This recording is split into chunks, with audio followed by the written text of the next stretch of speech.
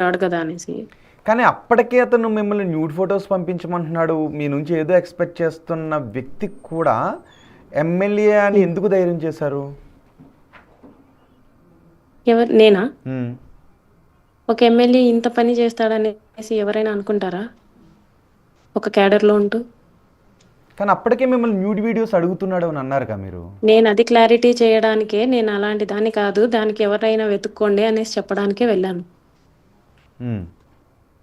నేను 5 ఇయర్స్ అవుతుంది railway కోడూరులో join అయ్యి. హ్మ్. ఈ 4 ఇయర్స్ నా లైఫ్ చాలా పీస్‌ఫుల్‌గా ఉండేది. హ్మ్. మా బాబు, నేను అనుకుంటూ.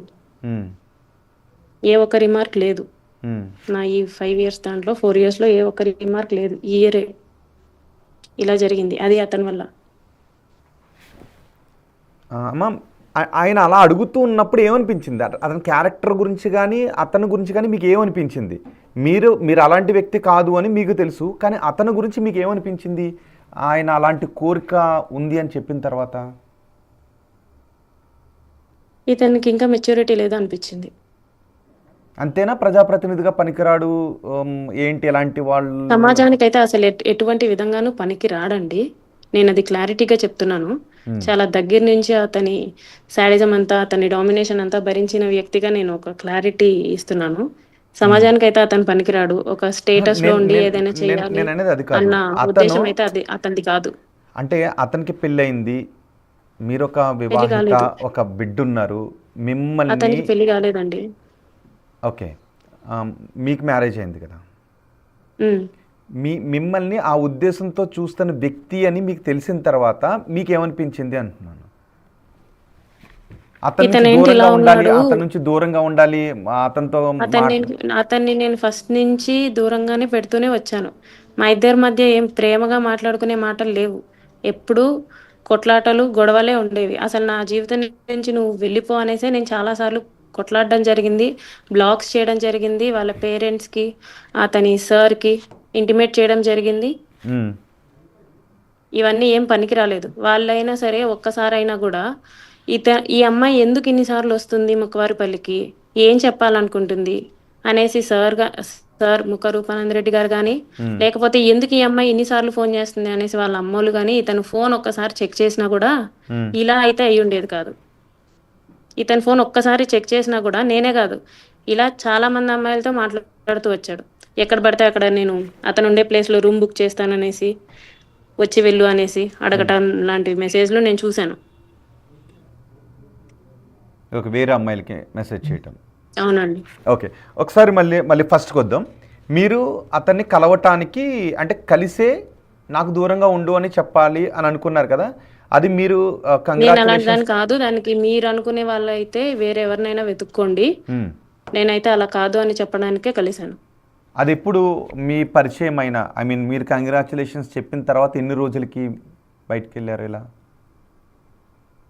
ఆల్‌మోస్ట్ 14 జూన్ నుంచి జూలై 9థ్ అండి నేను కలిసింది. Almost 1 month. ఓకే. 1 మంత్‌లో ఆయన రిపీటెడ్‌గా కాల్స్ అండ్ మెసేజెస్ చేస్తుంటే మీరు. అసలు వదలకుండా మెసేజ్ చేసేవాడండి. హ్మ్. నేను బ్లాక్ చేసినా సరే ఏదో ఒక నాకిప్పటికి ఒకటే నంబరు. హ్మ్. ఆ నంబర్‌కి మాత్రమే మెసేజ్‌లు, కాల్స్, ఇన్‌స్టాగ్రాము, ఫేస్‌బుక్ ఇవన్నీ వదలకుండా ఒకటి కాకపోతే ఇంకొకటి చేస్తూ వచ్చాడు. హ్మ్. మీరు తొలి మెసేజ్‌ల పైగా గురించి అంటే నేను పైగా మా కాన్స్టిట్యుయెన్సీకి ఎమ్మెల్యే. హ్మ్. అతను బెదిరిస్తూ వచ్చాడు. హ్మ్. చూసుకో నువ్వు నీ కొడుకు మాత్రమే ఉంటారు. ట్రాన్స్‌ఫర్ గూడా చేయను నేను నిన్ను. హ్మ్. ప్రమోషన్‌కి గూడా నేనే లెటర్ ఇవ్వాలి. హ్మ్. ఎక్సెట్రా, ఎక్సెట్రా అనేసి ఈ టైప్ ఆఫ్ బెదిరింపులు ఉండేవి అతని నుంచి. టెక్స్ట్‌లోనా? వర్బల్‌గానా? మాటల్లో చెప్పాడా? మెస్ టెక్స్ట్‌లోనే అండి. టెక్స్ట్‌లోనే మెసేజ్‌లో? నా కోడూరిది. నా కాన్స్టిట్యుయెన్సీ ఇది. నా కోడూరిది. హ్మ్. నువ్వు నీ కొడుకు మాత్రమే ఉంటారు చూసుకో అనేసి అన్న మెసేజెస్ ఉన్నాయి.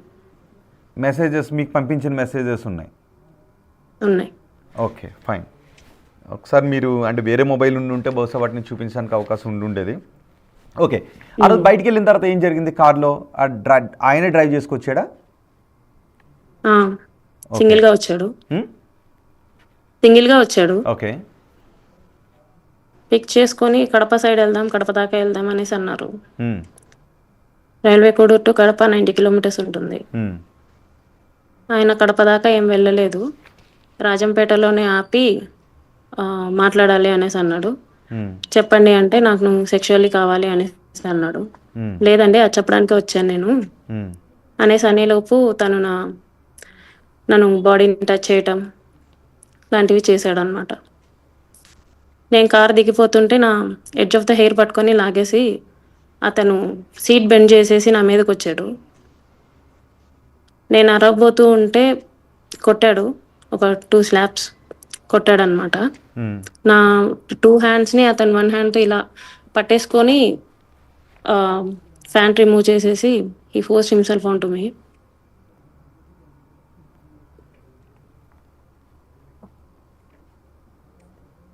సారీ. ఓకే. సో మీ మీ కూడా వెళ్ళినప్పుడు మీరు ఒక్కరే వెళ్ళారా? మీ కిడ్నీ తీసుకెళ్ళలేదా మరి? మీ బాబు మీతో లేడా? కేర్ టేకర్ ఉందండి. సో కేర్ టేకర్ దగ్గర వదిలేసి మీరు ఆయనతో వెళ్ళారు. నేను కడప దాకా అనుకోలేదు. ఉమ్, జస్ట్ డిస్కషన్ అనుకున్నాను అంతే. ఉమ్, ఒక ఎమ్మెల్యే అంత ఫ్రీ టైం చూసుకొని మన ఇంటికొచ్చేదాకా అంత ఫ్రీ టైం ఉందేమో అనేసి నేను కూడా వెళ్ళాననమాట. కడప దాకా వెళ్తారు అనేసి నేను అనుకోలేదు. అతను కడప దాకా కూడా వెళ్ళలేదు.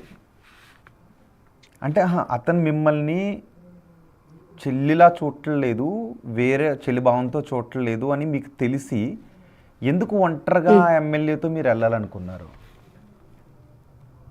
ఒంటరిగా నేను వెళ్ళాలనుకోలేదండి. అతని ప్రోటోకాల్ ప్రకారం గన్‌మ్యాన్, డ్రైవరు ఉంటాడనుకున్నాను. ఎవరైనా ఎమ్మెల్యే ఇలా చేస్తాడనేసి నేను అనుకోలేదు. యాహ్! ఎమ్మెల్యే ఒక్కడే అతని వస్తాడని బుద్ధి కూడా నాకు అప్పటికే మీకు తెలీదు. తెలిసింది కదా! చాలామంది అడుగుతున్న క్వెషన్ ఇది. అందుకే నేను ఇక్కడ కొంచెం గుచ్చి అడుగుతున్నాను, ఏమనుకోవద్దు. ఆయన ఒంటరిగా హ్మ్. వచ్చారు. మిమ్మల్ని ఆయన వేరే ఏదో ఎక్స్‌పెక్ట్ చేస్తున్నాడు. దుర్బుద్ధితో చూస్తున్నాడు మిమ్మల్ని. ఏ అలాంటి ఏం ఎమ్మెల్యే ఎక్స్‌పెక్ట్ కార్‌లో మీరు చేస్తున్నాడు ఒంటరిగా అంత ఫోర్స్ చేస్తాడనేసి నేనైతే ఎక్స్‌పెక్ట్ చేయలేదండి. హ్మ్. ఎందుకంటే అది కారు, పైగా మేము బయటుంటాము.